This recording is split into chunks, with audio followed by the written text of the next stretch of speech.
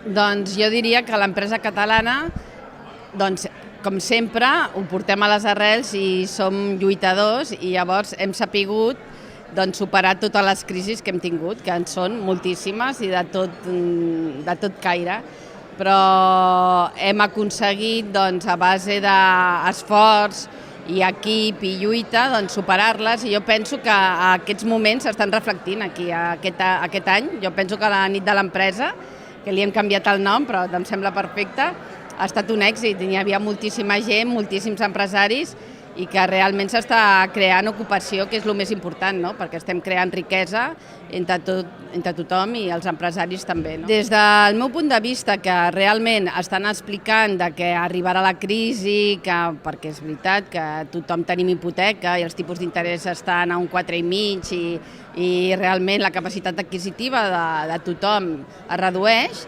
però sí que és veritat que com que s'està creant ocupació, doncs n'hi ha un nivell de consum que fa que l'economia continuï, i tenim la gran sort que som un país de serveis, d'oci, que ens agrada compartir. Nosaltres en el món del refresc doncs és ideal, no? Perquè a la gent li encanta sociabilitzar-se i beure un refresc. Llavors, jo penso que de moment l'economia s'està mantenint per això.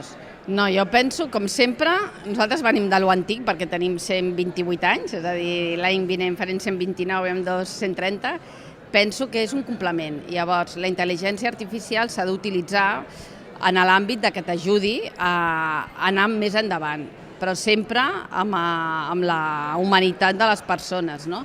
Però sí que és bàsic digitalitzar i anar endavant. Les empreses, per força, igual com la sostenibilitat, la digitalització ha d'estar com un objectiu en totes les empreses, perquè si no ens quedem enrere.